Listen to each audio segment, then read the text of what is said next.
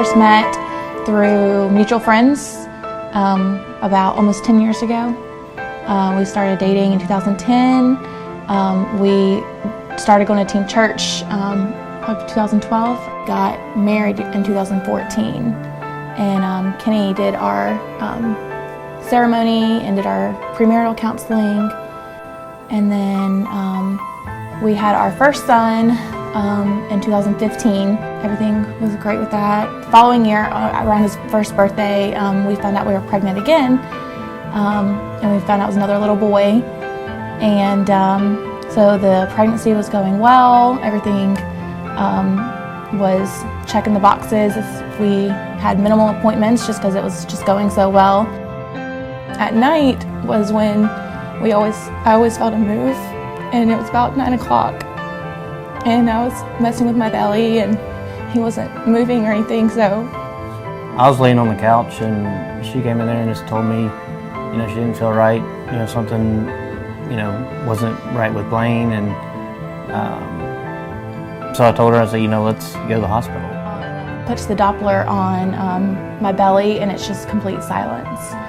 And there's no swishing, there's no sound, and at that point, I knew.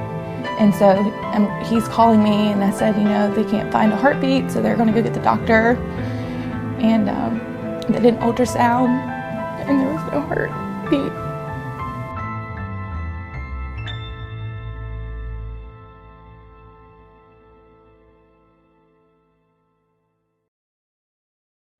And we spent time holding him and being with him as long as we possibly could before they had to come and take him.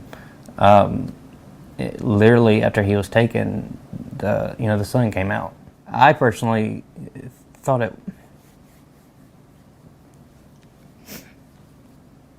And we know what it meant. Hang on. I personally think it meant he was entering the kingdom of God. Fortunate to get pregnant pretty quickly, and we got pregnant again in September. I was 12 weeks. Then we went for an ultrasound, and they did the ultrasound, and the doctor came in and told us that she thought there was something, there was abnormal with the baby, that she didn't think the baby was going to survive. We went back in, and there was no heart beat. That we didn't know it was a girl at the time, but she'd already passed away. I've had people tell me that they turned their back on God because of things like this they've been through, and for us it was the opposite. It pulled us closer to God during these down times. Honestly, I feel like the only way we got through that day was for people praying for us. That was the only way. Like this one, we always have him in our family ornament. So he's that one, and then this one actually includes Grace too. We were supposed to have Blaine, and then we were supposed to be pregnant, and then, the new year came, and we had an army of people praying, and we were praying, and so we decided that we wanted to try again. I found out I was pregnant in March. I really wanted twins, and I prayed probably 3 or 4 times a day that the baby was twins, and I even told a couple of close friends who probably thought I was crazy. So the ultrasound tech did the ultrasound, and she only showed us one baby. And she's like, here's your healthy baby, and she did the heart rate, and we were like, we were just thankful. It was probably about a good minute. Yeah. And then she was like, and this down here is your other baby. Yeah.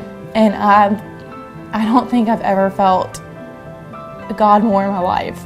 Like, that whole room, it was just like a big yes after so many no's.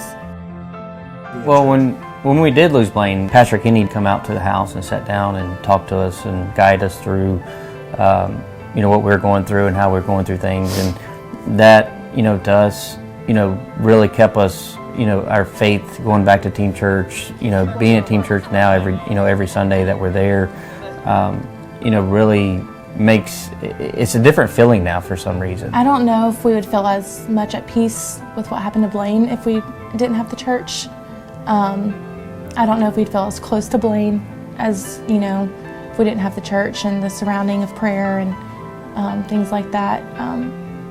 And I don't know if we would have made it through as a couple without the church.